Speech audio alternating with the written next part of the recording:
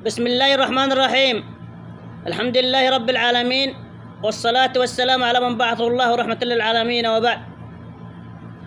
نطلب من كل يمني أصيل التضامن مع الطفلة جنات، لأنه قرب موعد الحكم. ونطلب من جميع المشاهير والإعلاميين والناشطين والناشئين في التواصل الاجتماعي التضامن مع هذه الطفلة، أن نأخذ حقها.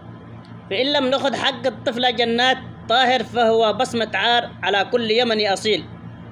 وأنتم معروفين يا أهل اليمن بنصرة المظلوم وردع الظالم مهما كان منصبه. نحن نتجاوز عن جميع الظروف إلا العار والشرف، خط أحمر لمن توسوس له نفسه.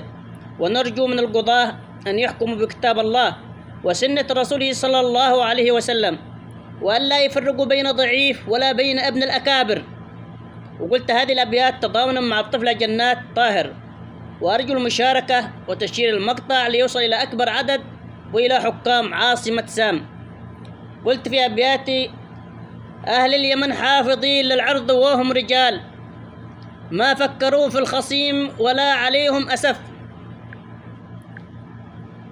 دم العروبة لهم مزروع في كل حال، على الكرامة رجال لو الدم منهم نزف.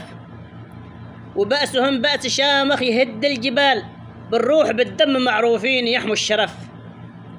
واليوم يوم الرسوخ الشامخات الطوال، وأنا دعوت اليمن من الطرف للطرف. يا عاصمة سام معروفين في كل حال، هي بنت قحطان وانتم له مواقف خلف.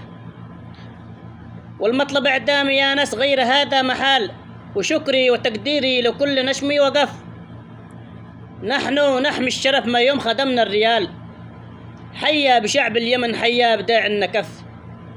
والعمر مرة وحفظ العرض هو راس مال، وشرع ربي قولوا للقضاء ما اختلف، وشرع ربي قولوا للقضاء ما اختلف. وسلامتكم.